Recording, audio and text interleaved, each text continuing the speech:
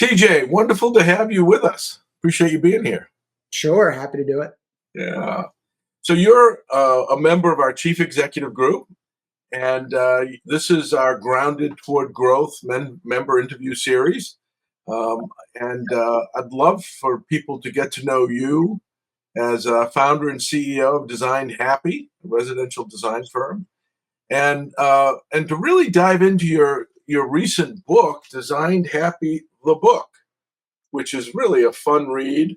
I love the back of your book as well as the front. Life is about happiness. So, couldn't be a more appropriate title and subtitle. So I want to thank you for taking the time to look through this. Can you tell us a bit about yourself? What what led you to creating your company, Designed Happy, and what are the key offerings that you have in your firm? Sure. Yeah, absolutely. I'll give you the short version. So I always knew that this is what I was going to do for a living, always. All I ever wanted to do was help design houses for people. So I'm living my dream. Uh, so I worked for a lot of different companies for a whole bunch of years, Right. learned a lot, had strong opinions about what worked and maybe what could have worked better. And it got to the point where my wife said, "Hey, listen, fella, if you think you can do a good job, go do a good job and take some of these opinions you have and make a company out of it." So I did. Um, so we do big, complicated home projects. So that could mean really big addition, whole home remodel, new construction. If it's big and complicated, we can provide value. The reason we provide value on big, complicated projects is we have four services that we bundle.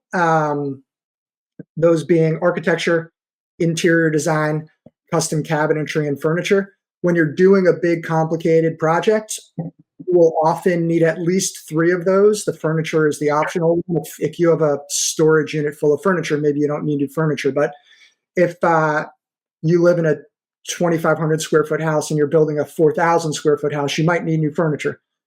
Right? So we do furniture. So the normal way, heavy air quotes, is you hire two, three, or worst case scenario, four different companies and professionals to provide those services. They each have their own process. They each have their own overhead. They each have their own opinion. And you, the homeowner, are in the middle managing all of those.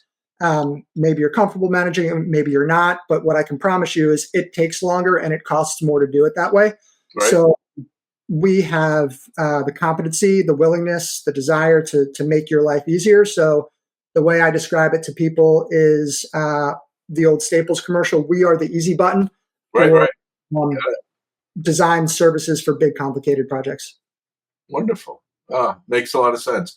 And when is it again you started the firm?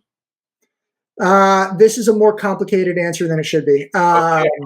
I started it in 2014 as a blog. It started as a way to educate homeowners on the design, remodeling, and construction No process. kidding. Got it. So that's how we started, and then that turned into some light consulting on the side in 2017. And then in during the pandemic, I combined the blog and the consulting, and I wrote the book. And then I wrote it in 21. We launched it in 22. Got it. And then I guess just about 2 years ago, I left gainful employment to turn Design Happy into what I just described. Oh, fabulous. Well, it's been great. Before we jump in, I just want to tell you about how much I enjoyed reading the book.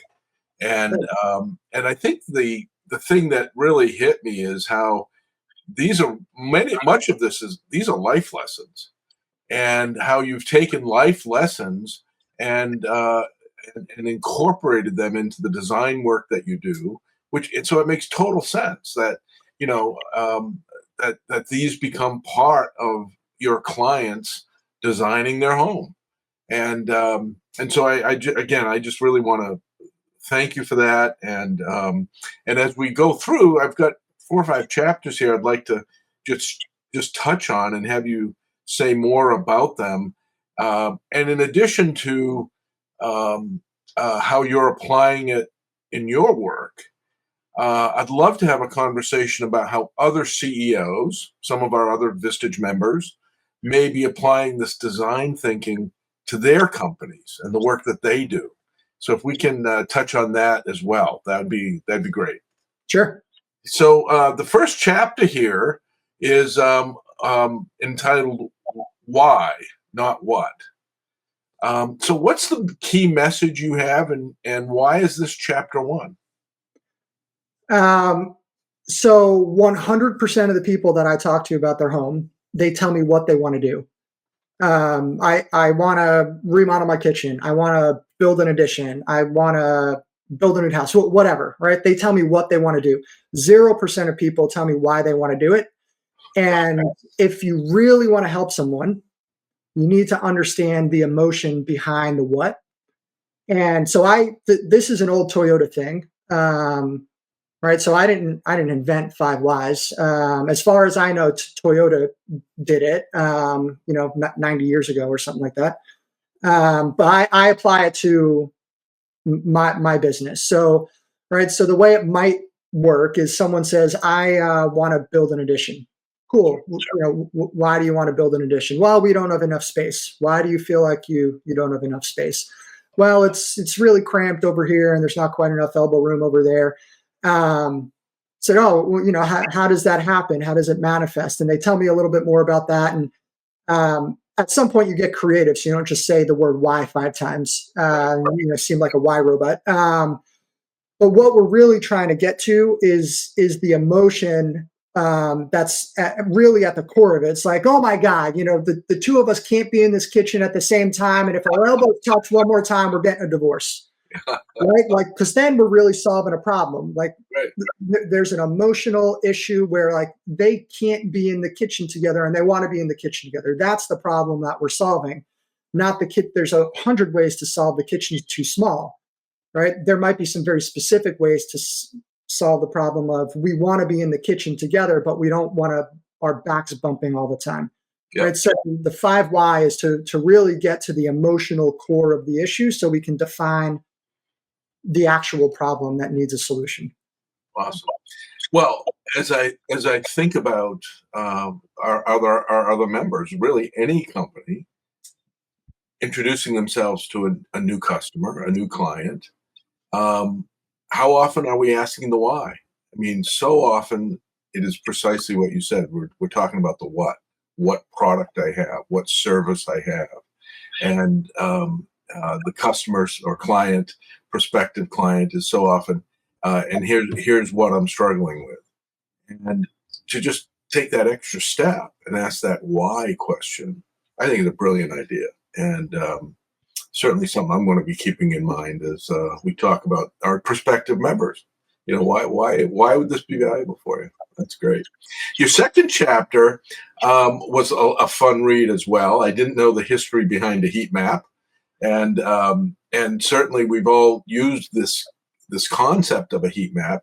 So can you talk about heat maps and explain how you use those in the work that you do? Yeah, sure. Traditionally, a heat map is a graphic tool to represent data. So you might see it like the population of the city. Maybe there's a really large, dense dot where there's a lot of people in one section of the city and a smaller, less dense dot in another place. So what I'm trying to do is have people think differently about their home because we all get in a routine, right? And the dining room that has a bunch of stuff piled up on the table, in your head, that's a dining room. When I see it, it's a storage room. You're not using it the way you could be using it. So the heat map takes the emotion out of the process. So people have a floor plan of their house, and then there's 3 colors that I tell them to use. Red is like, let's say your kitchen, right? You cook every day, so you color it red. Right. If there's a guest room that only gets used once a year, you color it blue. It's never used. Right. Purple are rooms you use sometimes. So like maybe the laundry room. Right. So what you do is it's really based on time in the space. Sure. You put these colors on it. But the cool part is then we can look at it together. And it is a representation graphically of where you have opportunity for change and where you don't. Yeah. So when I see blue, what I see is, hey, this is a space that's not being used to its fullest potential. So we can use it for something else. So if your kitchen is red and you're in there all the time and you're bumping backs with someone and you're like, oh my God, we got to put an addition on the house because we need more space.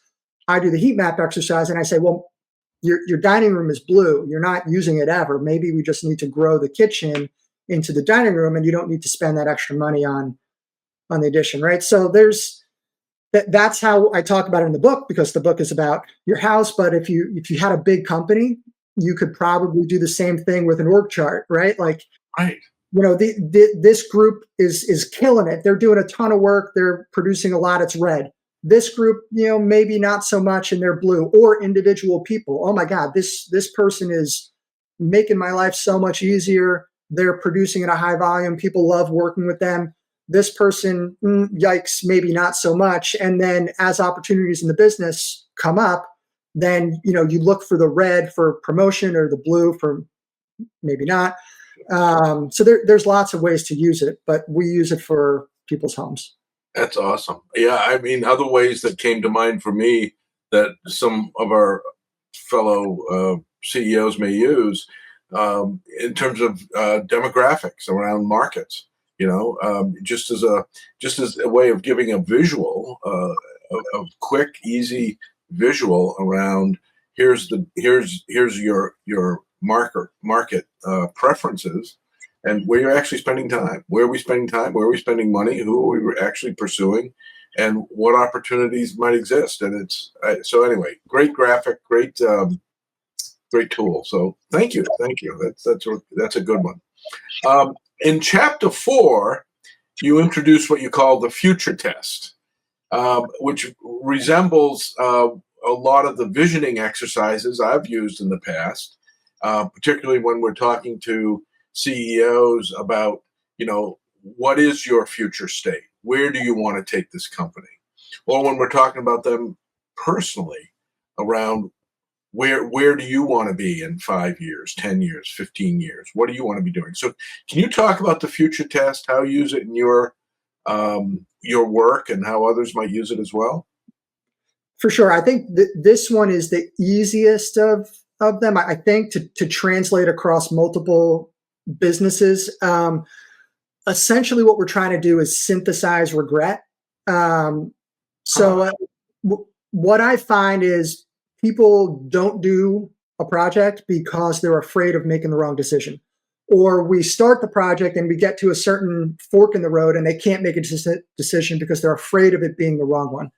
So we started doing this exercise. I started doing it, I don't know, maybe 10 years ago. And it helps a lot. So I don't ever do it with people. I tell them what the exercise is and have them do it over the weekend. And then we circle back on Monday. Got it. So here's what it is. It's you basically, whether you meditate or not, most people can imagine what meditating looks like. So you find a quiet place, you sit down, maybe you cross your legs. If you're on a couch, you put your feet on the ground, you close your eyes. Have a notebook next to you because you're going to take notes. And if there's a fork in the road, there's two possible paths, and you don't know which path is the correct one. So what we're going to do is, as vividly as possible, we're going to imagine both of those futures. So whatever period of time makes the most amount of sense, 3 years, 5 years, 7 years, it doesn't matter. It depends on the situation. So let's say it's a 3-year decision. Right. So as vividly as possible, you're going to say, okay, if I make this decision, what does my life look, or what does the company look like in 3 years? So you get as granular as possible. So if you're, we're using the house as an example, right? So if we do this big addition and spend this money, how does it feel in 3 years to not have access to that money? What do we have to give up to spend that money on this? So what does it mean to us to not stop and get coffee on the way to work in the morning? Or what does it feel like to have that extra space? What benefits does it give us? So as clear of a picture of your day-to-day life that you can paint, that's what we're looking for. So as literally as many details as possible. Like if you're doing a new bathroom, what is it like to get ready in that bathroom? How does my morning routine change? What is it like to look in a new mirror and put makeup on? Or what is it like to take a shower with 45 shower heads in it? Like as vivid a picture as possible. And then you open your eyes and you write down how you feel. How did it feel to have less disposable income than you have now? How did it feel to take a shower in that shower with all the shower heads? What are the emotions involved, right? And then you kind of, shake it off, reset, and then you do the exercise again. So what if you don't do the addition? You still have the access to the money. You're kind of in the same house you're in now. What's it like to use your current bathroom 3 years from now? Is it going to drive you nuts? Are you totally fine with it? Are there things that you could use that money for that might be more valuable than the addition? As detailed as possible, as vividly as possible, what does that 3-year picture look like? Open your eyes, write down those notes. And most of the time, you have a gut feeling at that point. It's like, wow, I would really regret not spending that extra money because that's really going to change my life in a meaningful way. Or, well, I'm going to really regret spending that money because there's all these other things that we could use it for, right? So that's how we use it with our clients related to their house. But there's tons of ways that, should we invest in this new equipment or not, right? Should we buy that company or not? Should I think about selling my company or not? There's lots of business applications for this one. Oh, absolutely. And as you say all that, as we discussed in our last meeting, Vistage is rolling out this whole new strategic planning process that will be available for members. I think it's getting rolled out this fall, and a core part of that is, so where do you want to take the company? That front end. What is the mission, vision, values of this organization? And this exercise that you have here in Chapter 4 is just a really great one to help us all think through what are the details of that future state. So good job. Thank you. Yeah. Chapter 5 talks about transparency. And transparency is so critical to effective communications, so critical to being authentic, to being integral. So how is it you're using transparency in your design work, and how might others be thinking about it? Sure. I give a personal example in the book. So I do this for a living. So I'm on the professional side of the table, providing service to homeowners.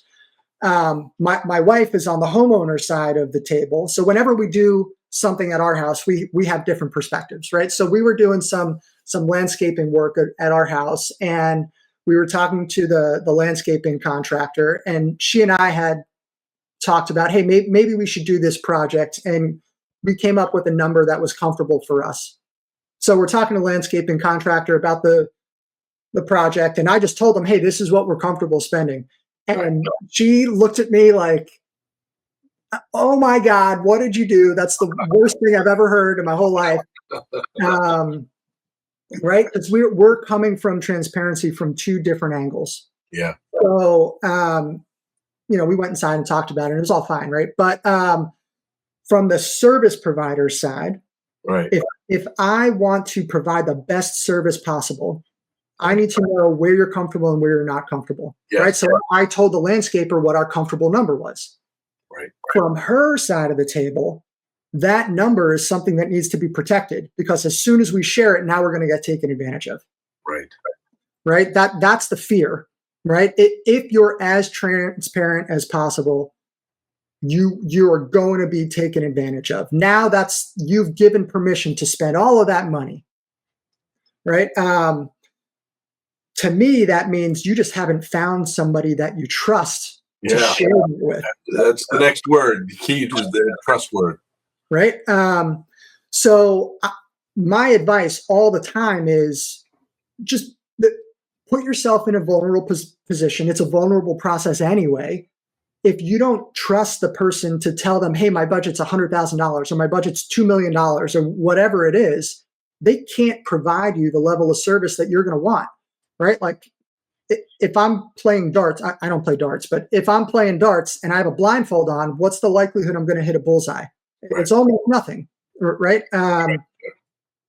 Right now, in truth, I don't play darts. So even if I didn't have the blindfold on, I'm not going to throw a bullseye anyway. But if the client shares with me, hey, listen, this is the amount of money we have access to.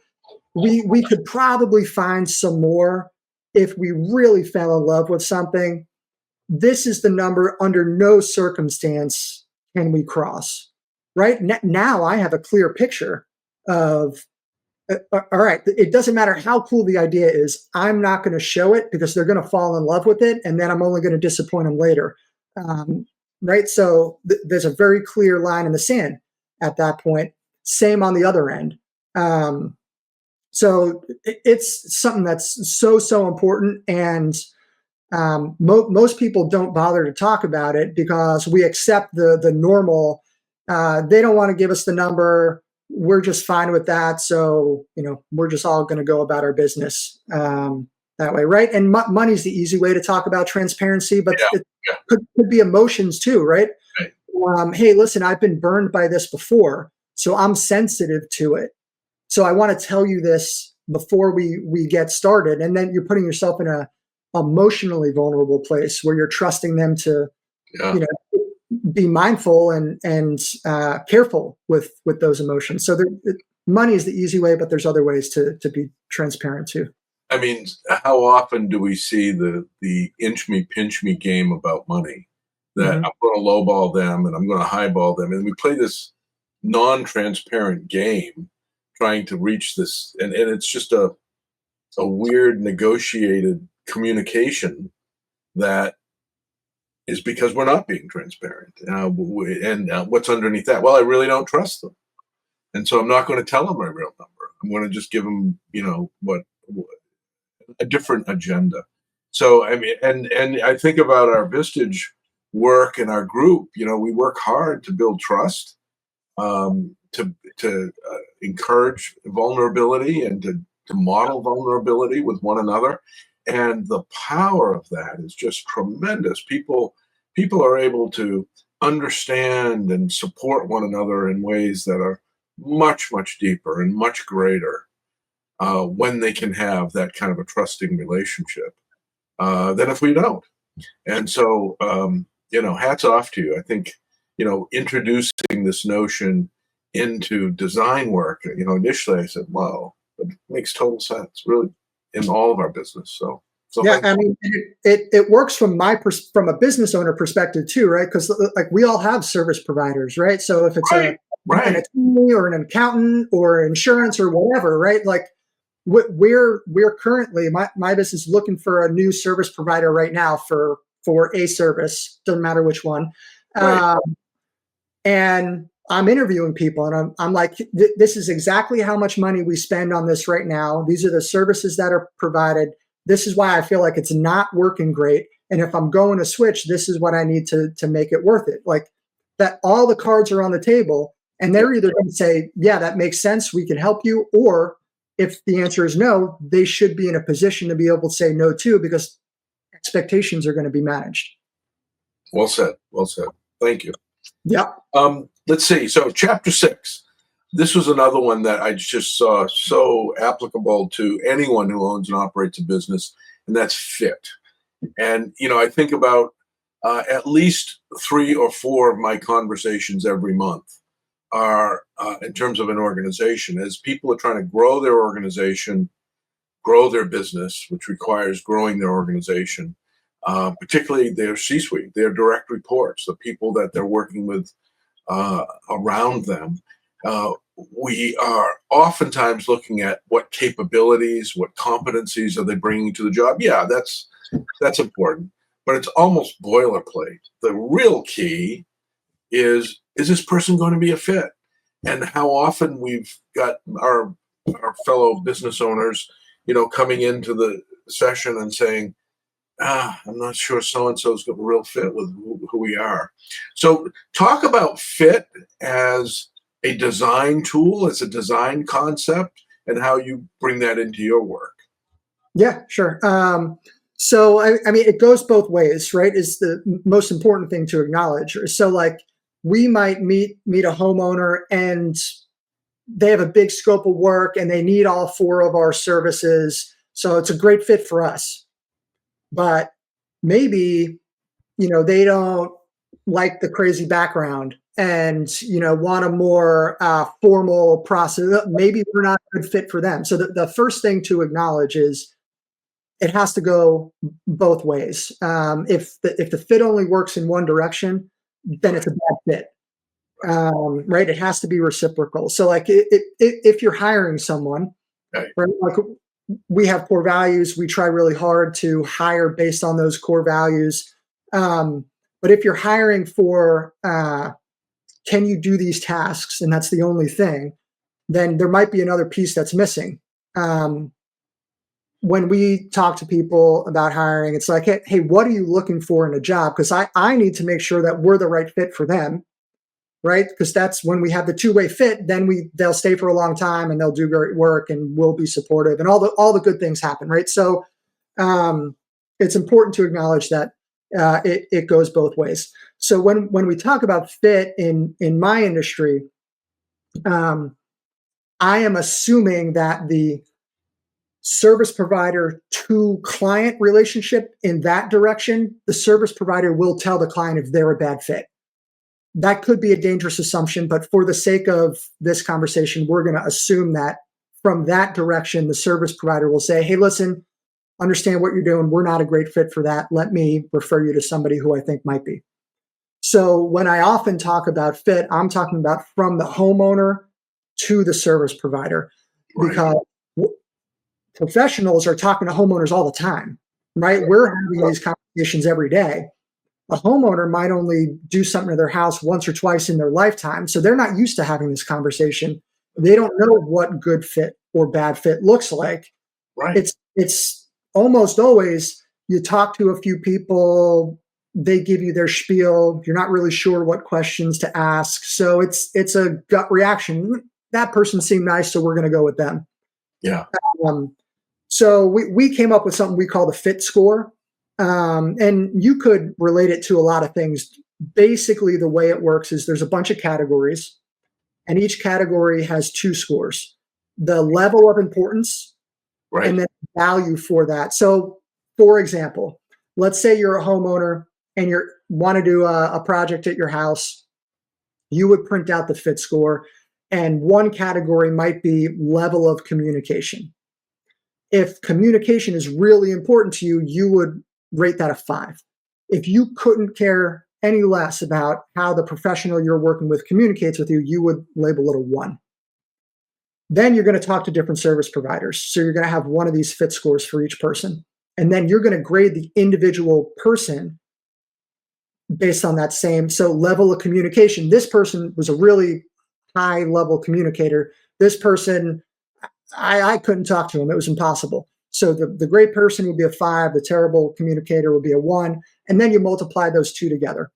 So there's a whole list of categories, and then you rate the category, you rate the person, you multiply them together, and then you get a whole bunch of numbers, you add them up, and that's the fit score.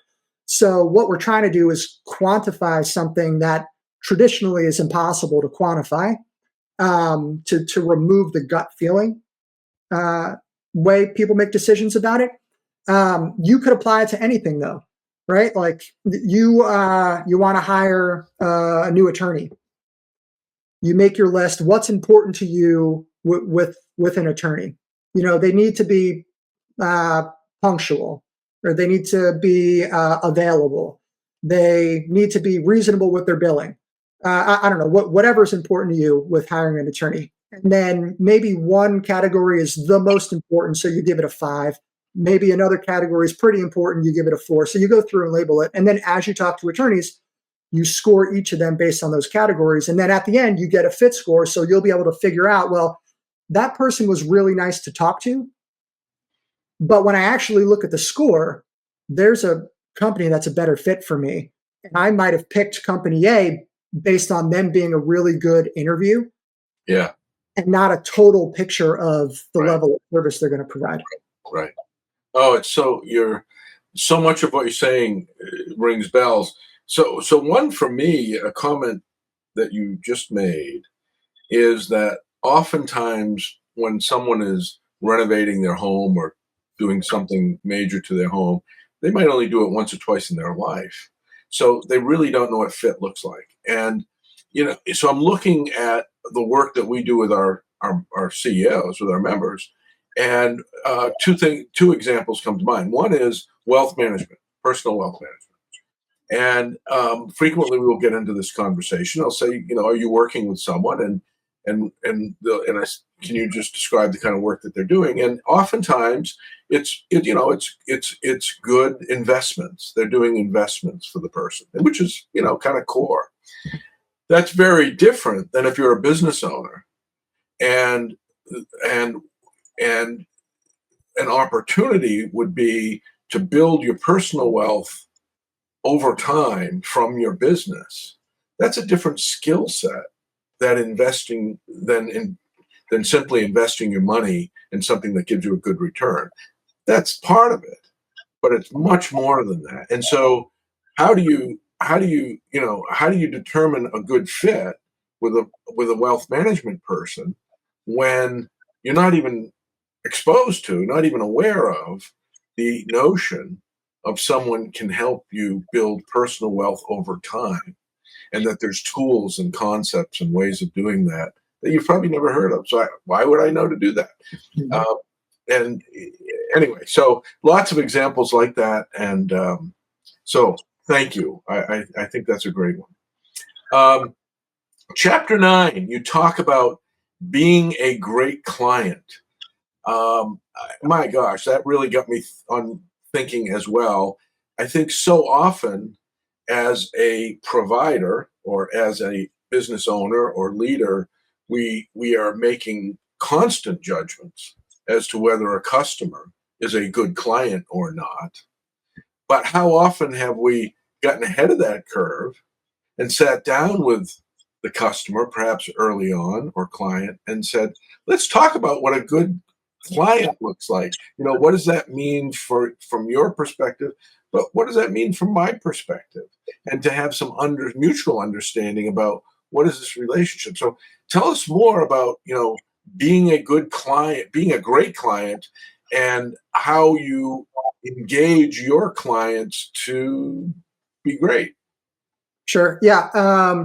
So first of all, I give all my clients the book. So hopefully they read the book and it happens naturally, right? Yeah. But the first question that normally pops into your head, whether you say it or not, is why should I care? Why should I care about being a great client? I understand why that's good for you, service provider, but why is it good for me? As a service provider, I will tell you that I have clients that when they call, I pick up, but there's others that when they call, I pick up and I smile. Right? Because it doesn't matter what the request is. They're a nice person and they might call me 3 times a day, but I know they appreciate it when I pick up and they tell me they appreciate it. So I don't mind spending the extra time. So being a great client is first and foremost important because you're going to get a higher level of service from the people you work with. If you tell them how much you appreciate their time, they're not going to mind spending the time with you. Right. And I've had very needy clients that are very appreciative of the time. And I've had very needy clients who are not. And Right. I try my best to provide the same level of service. But it's hard sometimes. Yeah.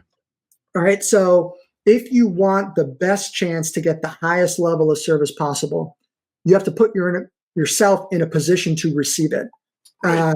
And the first thing to do is be a great client. So I talk about labeling in that chapter, and I gave a personal example of what happened to me. So I had a client who was a wonderful person, super nice person, one of the nicest people I've ever met, unbelievably needy. Just really needed her hand held for everything.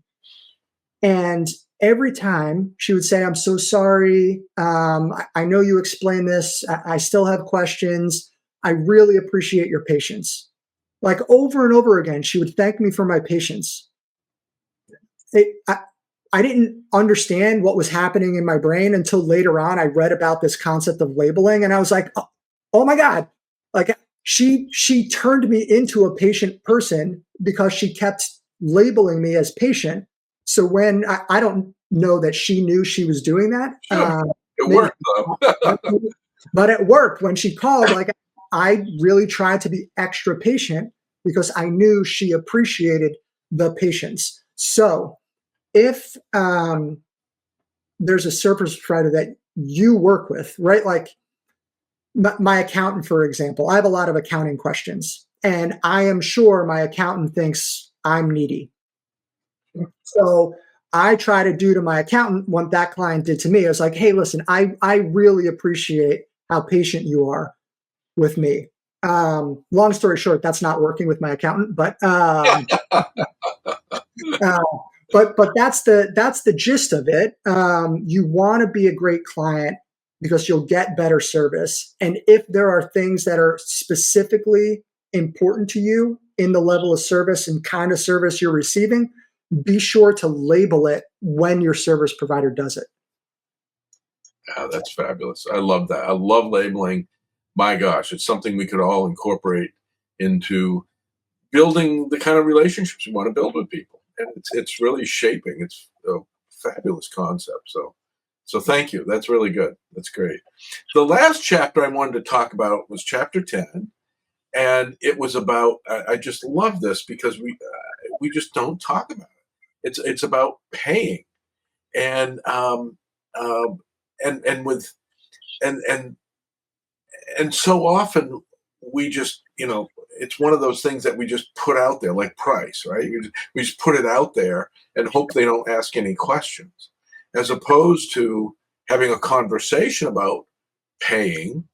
And and and it's really about recognizing the value that you are bringing as a service provider, or the value that your product is bringing to them as a customer. And so talk about paying and talk about why the price is what it is. So anyway, really great concept. Tell us more. How is paying integrated into your design work, and how might others be applying it? Sure. So our goal 100% of the time is to give people great advice. And sometimes that means we're working together. Sometimes it means my great advice is listen, don't hire us. Um, Paying is often a big part of that. So the normal way that people think about paying is with money, right? I'm going to do this project at my Right, house and it's going to cost X amount of dollars. right, Um, Almost never, not never, but almost never, the amount of money that somebody tells me is aligned with the scope of work they want to do. Right? How could it be? They're not in the business. They don't understand what this stuff costs. Um, so there's an education that's involved. Uh, we talk about, hey, what kind of service do you want to buy with your money? Right? Because that's what you're going to pay for the normal way. Um, but also, how involved do you want to be? Because the other ways to pay that we don't really ever talk about are with your time and with your emotion. right.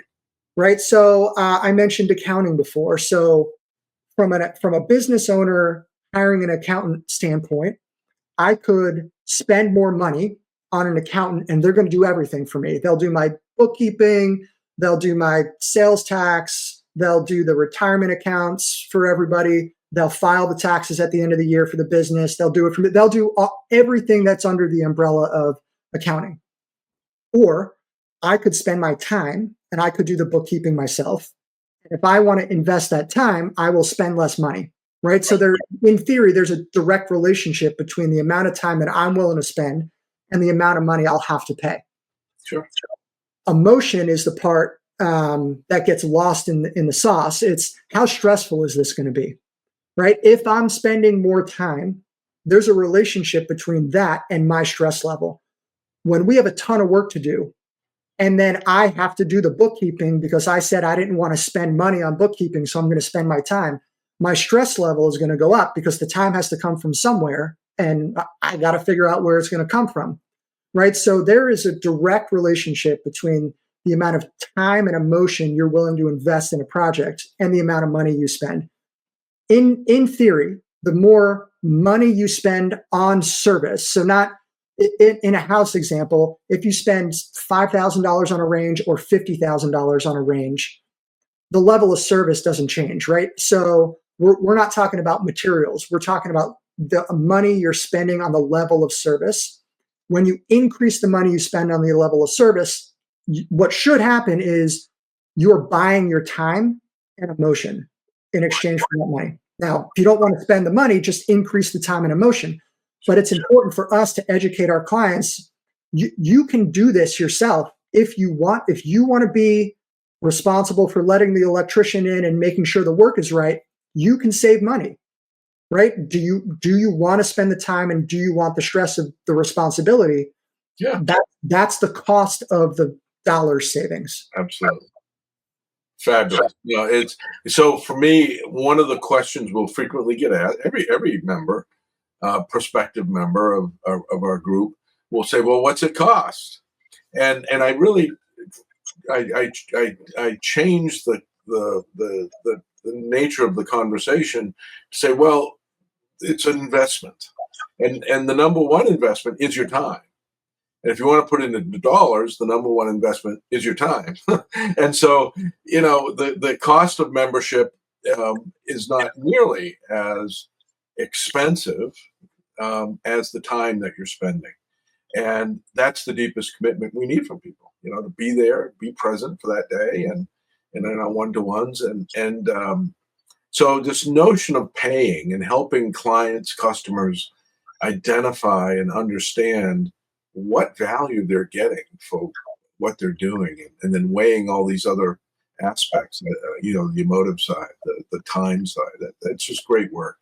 So TJ, this has been it's a great book for those who want to get it. Designed Happy, the book. We will, somewhere on the LinkedIn here, we will have a way in which people can contact you. And I want to thank you. I want to thank you for the time with us today, and being a part of this whole series. Yeah, Rick, my pleasure. Thanks for inviting me, and it's always good to chat. Absolutely. Good. Take care. Bye bye.